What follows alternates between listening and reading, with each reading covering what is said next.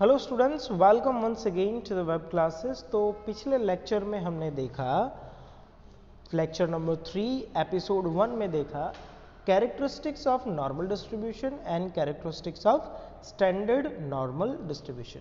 Now अब चलते हैं हम डायरेक्टली इसके सम की तरफ, ठीक है। तो चलिए, तो आज हम देखने वाले हैं इलस्ट्रेशन नंबर 10। क्यों इलस्ट्रेशन नंबर 10, क्यों बीच के इलस्ट्रेशन मैंने नहीं लिए?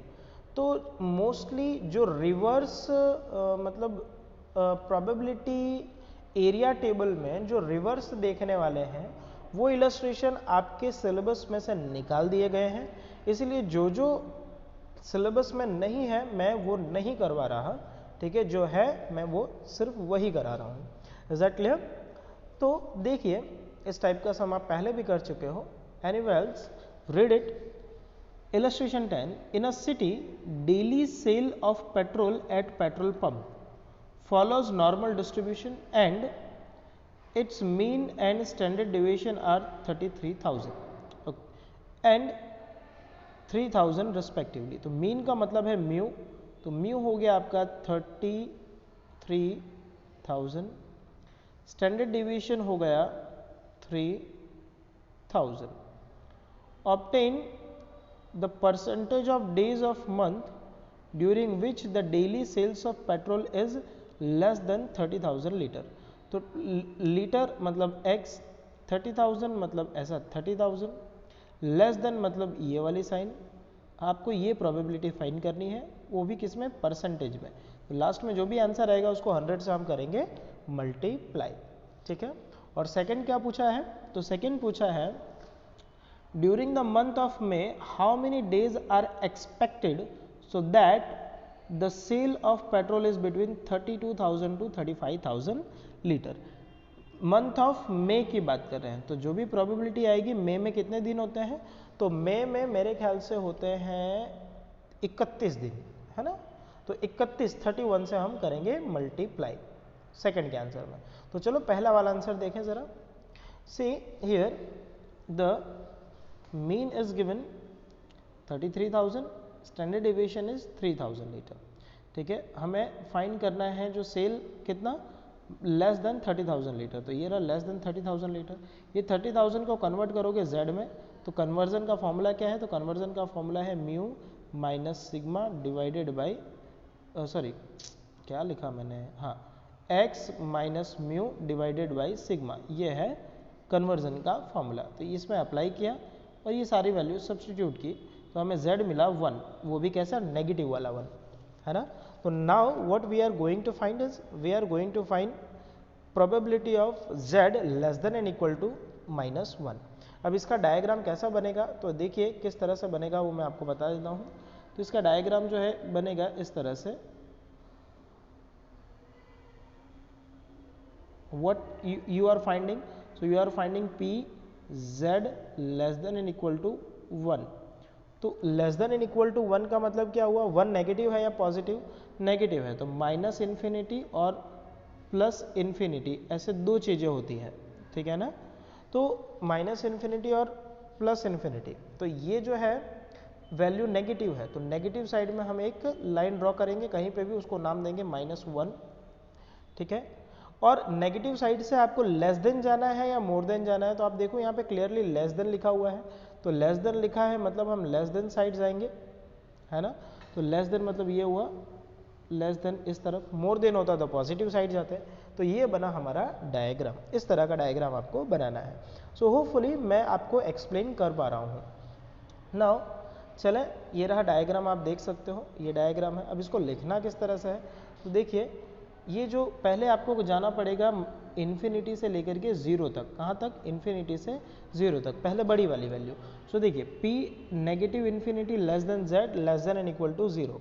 फिर आपको जाना है -1 से लेकर के 0 तक, उतना माइनस कर दो तो बचा हुआ एरिया मिल जाएगा आपको। और समझ में आ रहा है? देखो वापस से बता रहा हूँ, पहले आपको क्या करना है?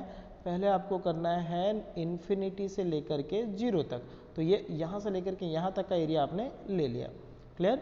फिर आपको -1 मतलब ये रहा -1, तो -1 से लेकर के इतना एरिया आपको माइनस कर देना है, -1 से 0 तक का माइनस कर दोगे, इतना पोर्शन हटा दोगे, तो बचा क्या, तो जो बचा वो ये बचा, ठीक है, और हमें यही चाहिए। Is that clear? सो ये इस तरह से लिखा हुआ है, -∞ less than z less than and equal to 0 minus probability of -1 less than and equal to z less than and equal to 0। अब यहाँ से यहाँ तक की प्रोबेबिलिटी होती है 0.5 एज भी नो। -1 की प्रोबेबिलिटी हमें मिलेगी नहीं, तो आपको क्या करना पड़ेगा, 0 को इधर और 1 को इधर, जो प्लेसेस हैं वो ट्रांसफ़र कर दो तो वो पॉजिटिव हो जाएगा। तो जैसे प्लेसेस आप ट्रांसफ़र करते हो तो ये इस तरह से लिखा जाएगा। अब 1 की प्रोबेबिलिटी एरिया टेबल में चेक करो, मैंने चेक करना आपको सिखा दिया है, मैं चेक करने नहीं जा रहा, चेक करके खुद बताओ। तो 1 की प्रोबेबिलिटी जो है वो आती है 0.3413। Now 0.5 minus 0.3413 is answer 0.1587। So this is the probability. लेकिन प्रोबेबिलिटी उन्होंने नहीं पूछी है, उन्होंने पूछा है परसेंटेज। तो परसेंटेज में कन्वर्ट करने के लिए मल्टीप्लाई करना पड़ेगा 100 से। सो 100 से मल्टीप्लाई करोगे तो इट इज़ 15.87%।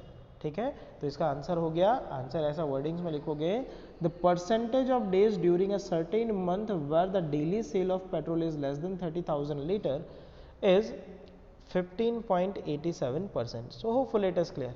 Now illustration 10 का सेकंड पोर्शन देखते हैं। सो सेकंड पोर्शन जो है क्या कह रहा है, the probability that during the month of May the daily demand of petrol is between 32,000 to 35,000. सो 32,000 को Z में कन्वर्ट करोगे और 35,000 को Z में कन्वर्ट करोगे। तो ये कन्वर्जन का फॉर्मूला मैंने अभी भी बताया था, कन्वर्ट किया तो आता है -33 टू +67। कहाँ तक, सो -33 टू +67, ये हमने कन्वर्ट किया और ये लिख दिया। So probability of -33 less than and equal to z less than and equal to 0.67 हमें फाइंड करना है।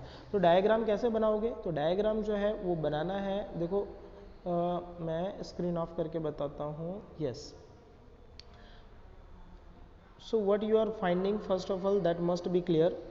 So you are finding probability of -33 less than n equal to z less than n equal to 0.67, okay, ये आप find कर रहे हो। तो ये देखो 0.33 नेगेटिव है, तो आप नेगेटिव साइड में कहीं पे भी एक लाइन ड्रॉ कर लो, ये रहा -0.33।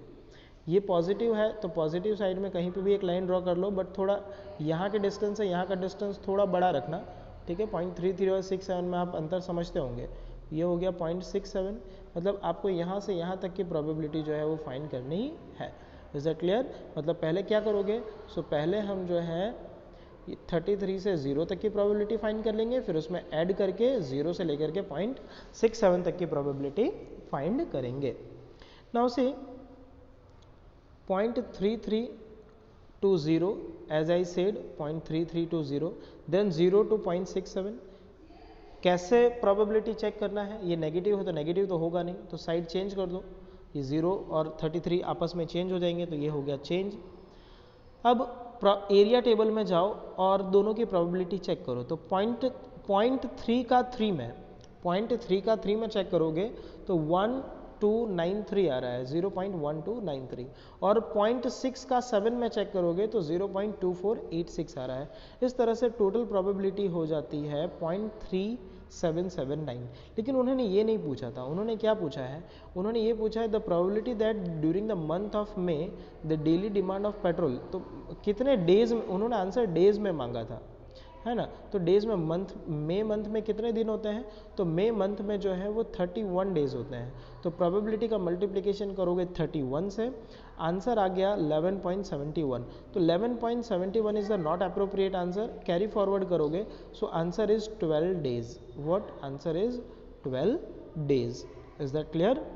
सो hopefully that is clear to you now. So यही है आज का लेक्चर, मेरे ख्याल से आपको समझ में आ गया होगा।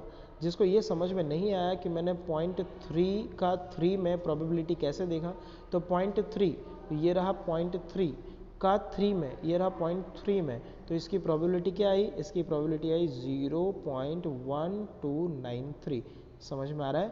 इसी तरह से एक प्रोबेबिलिटी थी 0.6 का 7 में, तो ये 6 का 7 में ये रहा, 0.6 ये रहा 7 में, मतलब ये रहा 7, तो 7 आ जाता है इधर, यस, तो ये हो गया 0.2486, यही था।